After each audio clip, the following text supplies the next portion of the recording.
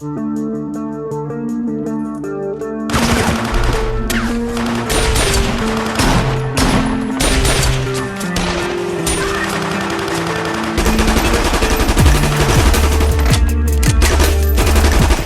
Gabuters, dimanapun Anda berada, bagaimana kabarnya? Saya doakan semoga kalian semua sehat selalu dan diberikan rezeki yang berkah barokah.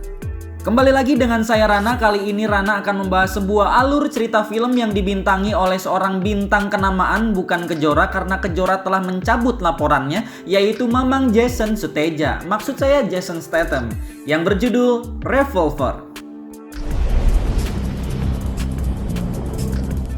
Bagaimanakah alur cerita film selengkapnya? Baik, tanpa banyak ngangingong lagi, langsung saja renggangkan badan, hembuskan nafas, dan markijo, mari kita lalajo. Silent.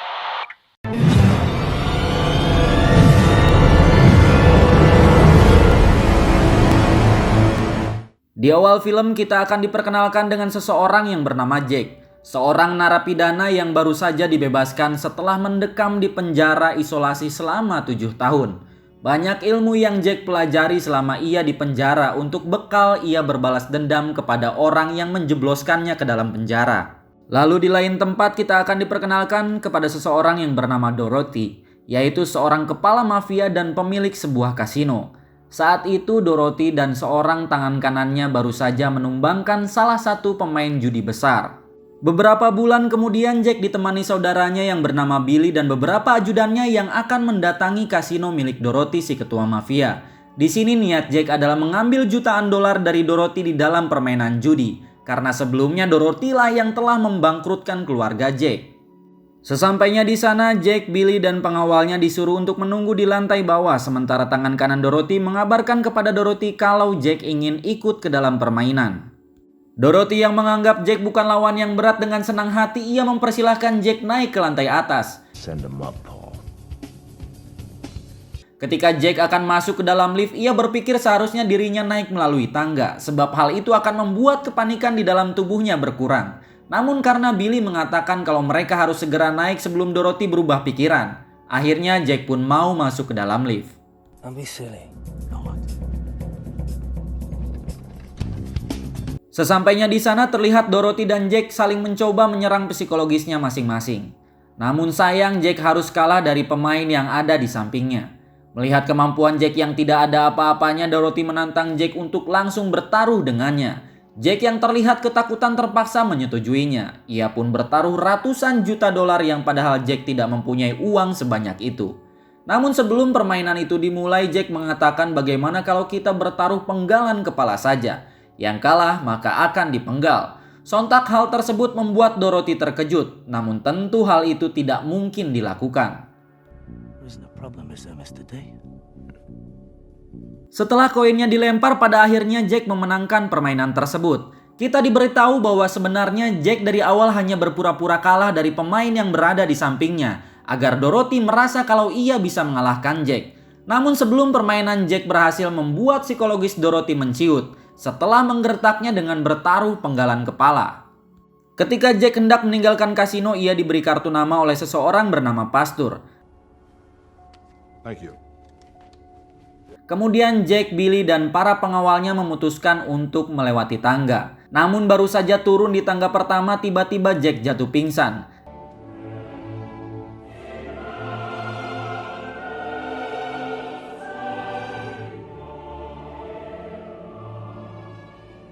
Dan saat itu juga Jack langsung dibawa ke rumah sakit.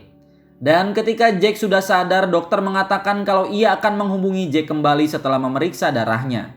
Dan untuk sekarang Jack bisa beristirahat di rumah. Si pengawal menyuruh Billy untuk segera pulang, sementara ia dan pengawal satunya akan mengantarkan Jack pulang. Sementara itu di sisi lain, Dorothy yang sangat kesal atas kekalahan besarnya, ia pun menyuruh si tangan kanan mengirim pembunuh bayaran untuk menghabisi Jack. Dan siang harinya saat Jack sampai di rumah, tiba-tiba ia mendapat serangan dari pembunuh bayaran yang dikirim Dorothy. Beruntung saat itu Jack berhasil diselamatkan oleh Pastur yang kita lihat di dalam kasino.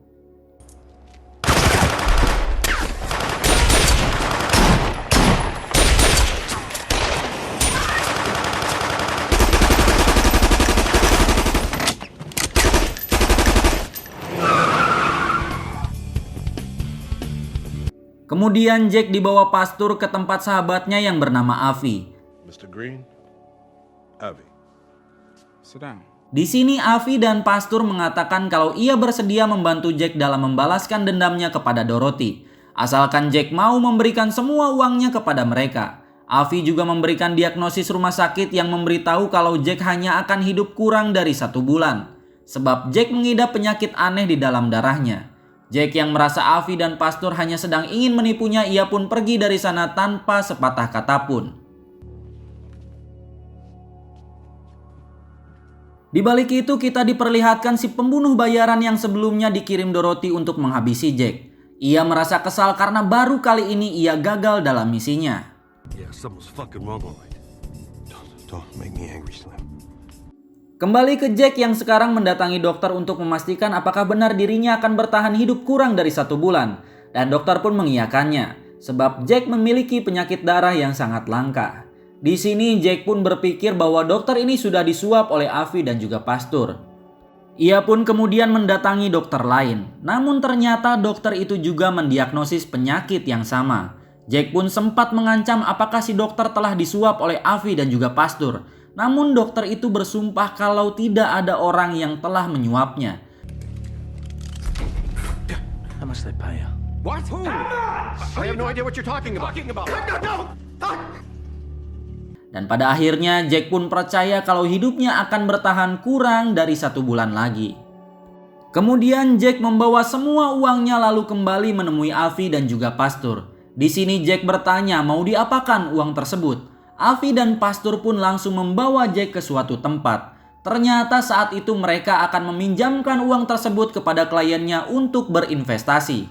My sympathies are with you and your colleague. You know our rates, right? No offense, gentlemen, but you have a reputation. Ketika mereka sedang dalam perjalanan pulang, Avi pun bertanya kenapa Jack sangat ingin menjatuhkan Dorothy. Jack pun menceritakan kalau Dorothy dulunya mempunyai 3 tangan kanan yang setia kepadanya. Saat itu Dorothy akan mengadakan pertaruhan besar di sebuah kasino, hingga Dorothy mengirim ketiga anak buahnya itu untuk menemui Jack, yaitu agar Jack ikut bermain mewakili Dorothy. Sebab Dorothy tahu kalau Jack adalah pemain yang bagus. Jack pun awalnya bingung, sebab Dorothy adalah orang yang selalu mengalahkan Jack dalam sebuah permainan, yang artinya Dorothy lebih bagus daripada Jack. Namun pada akhirnya Jack pun menuruti semua keinginan Dorothy. Hingga salah seorang pemain malah memancing emosi Jack dengan menghina ibunya. Saat itu juga Jack lepas kendali dan terjadilah baku tembak sampai aliran listrik di sana mati. Semua uang di sana tiba-tiba menghilang dan para pemain besar telah tewas. Setelah itu Jack dijadikan seorang tersangka utama. Jack pun akhirnya sadar kalau Dorothy hanya memanfaatkan Jack untuk menghabisi para pemain besar serta mencuri semua uangnya. Singkat cerita, malam pun tiba. Saat mereka sampai, Avi kembali meminta Jack untuk melanjutkan ceritanya. Sebab mereka tahu kalau Jack telah mengalahkan Dorothy ratusan juta dolar. Yang artinya sekarang Jack lebih bagus daripada Dorothy. Jack pun kembali melanjutkan cerita tersebut. Saat di dalam penjara, ia diberi 2 pilihan oleh sipir. Yang pertama masuk ke penjara biasa dan Jack akan berada di sana selama 15 tahun. Sementara pilihan yang kedua, Jack akan dimasukkan ke sel isolasi selama 7 tahun. Dan Jack pun akhirnya memilih untuk dipenjara di dalam sel isolasi selama 7 tahun saja. Chose a solitary. Di dalam sel tersebut pun hanya dihuni oleh 3 orang dan mereka bertiga sama sekali tidak pernah saling bertatap muka. Namun lama-kelamaan Jack pun mulai berkomunikasi dengan mereka melalui buku yang selalu diberikan oleh 2 kakek kembar. Setelah cukup lama, akhirnya Jack pun tahu kalau mereka adalah 2 orang yang sangat jenius. Yang satu adalah ahli catur dan yang satunya lagi adalah seorang penipu ulung. Di sana Jack pun belajar banyak ilmu dan strategi dari mereka. Hampir setiap hari Jack diajari oleh 2 orang jenius tersebut. I couldn't understand the depth of it. But they were confident it was real. Hingga di suatu ketika mereka melarikan diri begitu saja. Sampai-sampai para polisi pun bingung bagaimana kedua orang itu bisa melarikan diri dari sel yang sangat ketat dan berlapis baja. Dari kedua orang jenius itulah Jack mempunyai sebuah formula yang bisa ia gunakan untuk menumbangkan Dorothy. Kembali ke masa kini, terlihat Dorothy yang akan menemui seorang mafia yang jauh lebih besar darinya. Orang tersebut bernama Mr. Gold. Tak lama datanglah tangan kanan Mr. Gold yang bernama Lily. Di sini Lily mengatakan kalau Mr. Gold tidak pernah mau bertatap muka dengan siapapun. Dorothy pun mengatakan kalau dirinya hanya meminta tempo pembayaran kepada Mr. Gold. Mendengar hal itu, Lily pun menyampaikan kalau Mr. Gold hanya akan memberikan satu kesempatan. Dan jika Dorothy kembali ingkar maka bisa dipastikan ia akan dihabisi. Mr. Gold doesn't give more time or second chances. Diberitahu kalau selama ini Dorothy menjual barang haram yang dipasok oleh Mr. Gold. Di balik itu, Jack, Avi, dan Pastur sedang mencuri berangkas milik Dorothy. Mereka pun membawa berangkas itu ke dalam markasnya. Doreen, take his car. Come on.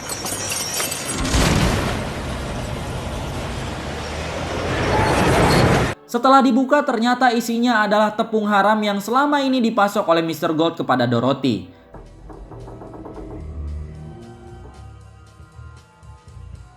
That should have rattled him.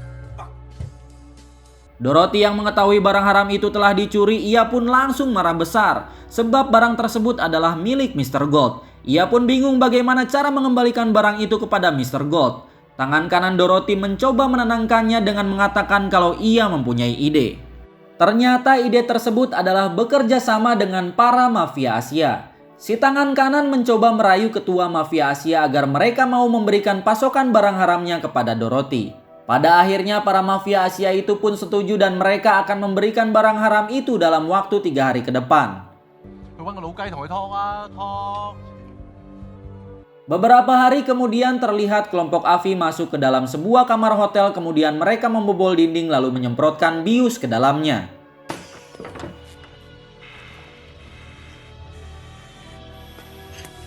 Ternyata di bawah kamar tersebut adalah kelompok mafia Asia yang sedang memberikan barang haramnya kepada kelompok Dorothy. Mereka semua langsung tak sadarkan diri dan setelah itu kelompok Avi datang, lalu mengambil semua barang haram tersebut.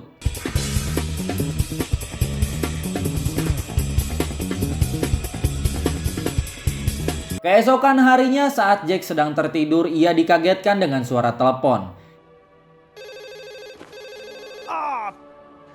Yang ternyata telepon itu dari Avi yang mengabarkan seharusnya Jack sudah tewas. Sebab hari ini sudah lebih dari 1 bulan. Avi pun menyarankan Jack untuk memeriksakan kondisinya lagi. Saat Jack memeriksakan dirinya ke dokter, ternyata si dokter telah salah mendiagnosa. Yang artinya kesehatan Jack baik-baik saja. Di balik itu, Dorothy mendapatkan info dari anak buahnya kalau orang yang selama ini menghancurkan bisnisnya adalah Jack. Jake Green. Kembali ke Jack yang saat itu baru saja pulang ke apartemennya. Namun tiba-tiba ia diserang oleh anak buah Dorothy. Sempat terjadi kejar-kejaran, yang pada akhirnya Jack berhasil melarikan diri.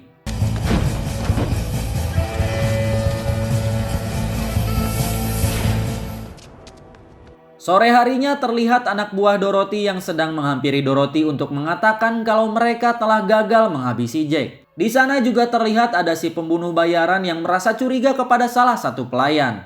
Hingga pelayan tersebut langsung dihabisi oleh si pembunuh bayaran.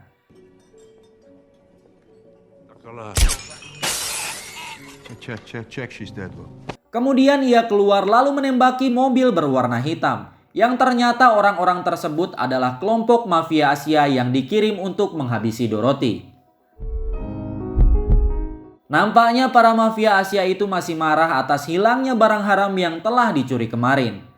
Di sini Dorothy meminta si pembunuh bayaran untuk segera membalaskan serangan kepada mafia Asia. Malam itu juga si pembunuh bayaran mendatangi markas mafia Asia dan menghabisi semua anak buah si ketua. Kemudian ia membolongi dinding lalu menghabisi ketua mafia Asia tersebut. He doesn't even exist. Di balik itu, Avi dan si pastor yang sedang berolahraga tiba-tiba mengatakan sesuatu yang sering Jack dengar dari 2 orang jenius yang mengajarinya di dalam penjara. Jack sempat berpikir apakah 2 orang jenius itu sebenarnya Avi dan juga pastor. You're protecting him with your pain. Kemudian Avi dan Pastur menyuruh Jack memberikan semua uangnya kepada badan amal dengan beratasnamakan Dorothy, termasuk uang yang dulu mereka investasikan. Tanpa pikir panjang, Jack pun menuruti semua perintah tersebut. Ia pun sebenarnya tidak menyangka uang-uang itu malah diberikan kepada badan amal. You give because it hurts him. Keesokan harinya Dorothy dibuat kaget sebab namanya terpampang di berbagai media karena dianggap telah menyumbangkan uang yang besar kepada badan amal. Dorothy pun langsung panik karena Mr. Gold pasti menyangka Dorothy telah mempermainkannya. It doesn't look good. Di sini Dorothy langsung memerintahkan si tangan kanan untuk segera mencari Jack. Karena hanya dengan barang haram yang telah dicuri Jack nyawanya akan selamat dari kelompok Mr. Gold. Di hari itu juga anak buah Dorothy mendatangi rumah saudara Jack yaitu Billy.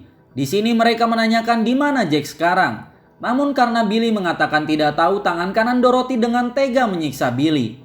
Bahkan ia berniat akan menghabisi anak Billy. Melihat hal itu, si pembunuh bayaran yang kebetulan ikut menjadi murka sebab dirinya sangat menyayangi anak-anak. Lalu tanpa pikir panjang, ia pun langsung menghabisi si tangan kanan Dorothy. Kemudian ia membantai semua anak buah Dorothy yang berada di sana. Sayangnya si pembunuh bayaran itu berhasil dihabisi oleh salah satu anak buah Dorothy yang masih tersisa.